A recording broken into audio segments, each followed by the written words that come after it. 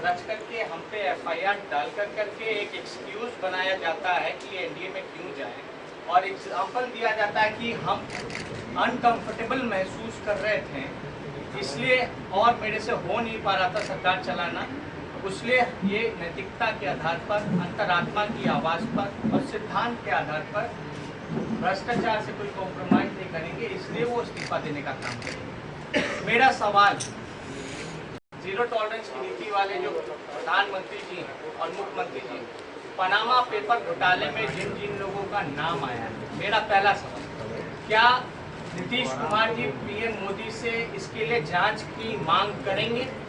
और पनामा में जिन जिन बीजेपी के मुख्यमंत्रियों के बेटे का नाम आया है, छत्तीसगढ़ के रमन सिंह के बेटे का नाम आया है, अमिताभ बच्चन जो कि इनके ब्रांड एम्बेसडर हैं जीएसटी के, उनका नाम आया, और अदानी जी के जो बड़े भाई हैं उनका नाम आया है, तो क्या जीरो टॉलरेंस की नीति वहां भी लागू होगी?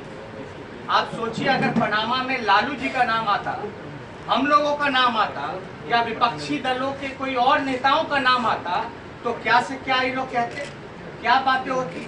और पनामा घोटाला में, पेपर घोटाला में तो 2 देशों के प्रधानमंत्री को हटना पड़ा, और कई ऐसे देश हैं ऑस्ट्रेलिया समेत जहां की वहां जांच के आदेश दे दिए गए हैं। क्या माननीय मुख्यमंत्री जी पनामा के पेपर घोटाले की जांच कराने की मांग करेंगे? अब तक खामोश क्यों बैठे हैं वो? कहाँ गया उनका अंतरात्मा?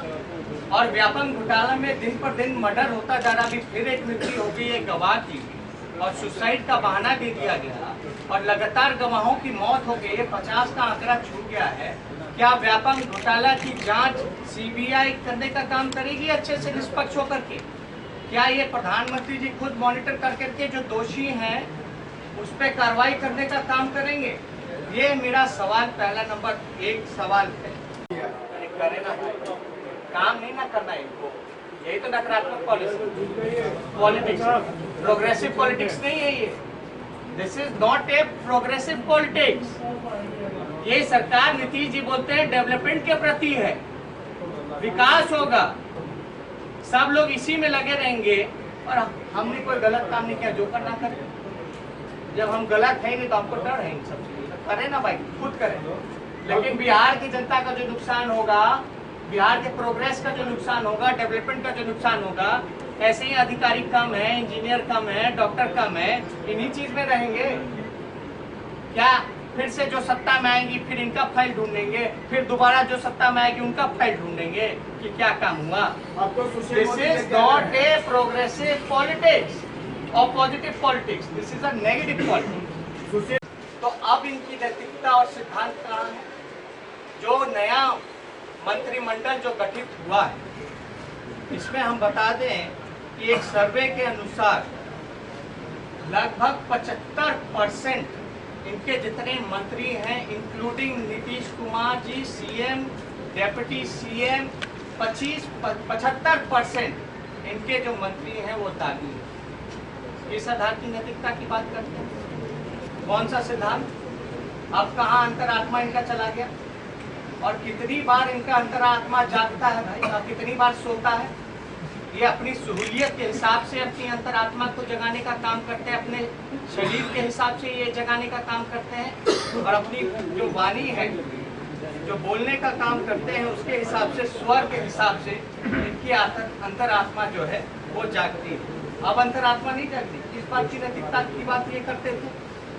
तो हमारा ये कहना है कि इनका जो अंतरात्मा है, कौन सा अंतरात्मा है? क्या ये कुर्सी आत्मा है? क्या ये डर आत्मा है? क्या ये लालच आत्मा है? या ये फिर मोदी आत्मा है?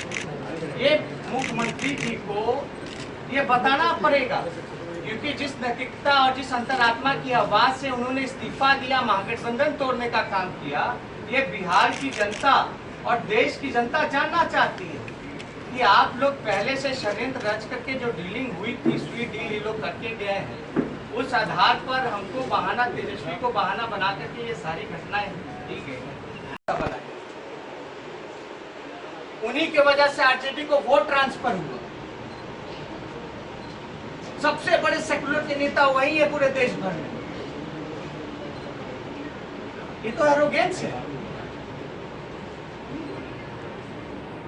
आपको लगता है अपना सेल्फ ऑब्सेस्ड होकर के इतना ओवर कॉन्फिडेंस, तो हम बताना चाहेंगे जब किसी को घमंड हो जाता है तो वो ज्यादा दिन रहने वाला नहीं होता है। जनता देख रही है, इतना घमंड होना मतलब ये लालू जी को नेता बनाए, इसका जवाब तो लालू जी ने देने का काम किया है। लेकिन इतना घमंड, इतना सेल्फ ऑब्सेस्ड, जो है यही है, बाकी सब बेकार है, ऐसी धारणा इस लोकतंत्र में किसी भी बड़े नेता को सूट नहीं करता है। क्रिटिसिज्म सुनने की आदत नहीं है, पर्दा डालते हैं उस चीजों पे, भूमिका बनाते हैं, रणनीति बनाते हैं। तो इतना एरोगेंस हम कहना चाहेंगे, और इस ख्वाब में होंगे कि बिहार के मुख्यमंत्री हैं और अंतिम सांस तक वही बिहार के मुख्यमंत्री रहेंगे। तो मेरे ख्याल से मुख्यमंत्री जी आप गलत हैं।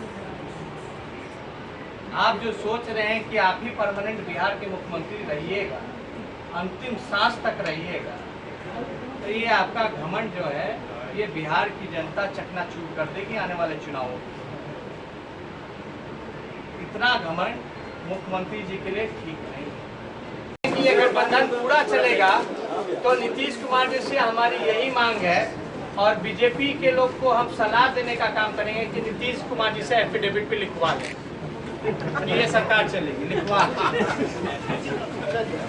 हम बापू जी के पास वही मूर्ति पे जहाँ अंचल पे बैठे थे मुख्यमंत्री जी, वही हम बैठेंगे, प्रार्थना करेंगे, हे बापू जिनके साथ हमने मार्च किया चंपारण में, आपका शताब्दी समारोह जो बनाने का काम किया, हम गलत आदमी के नेतृत्व में उस समय पर यात्रा कर रहे थे। हमको नहीं पता था असली चेहरा उनका आरएसएस का है, आपके हत्यारों का। पहले तो हम महात्मा गांधी जी से माफी मांगे, अब फिर हम लोग संकल्प लेकर के जनता के बीच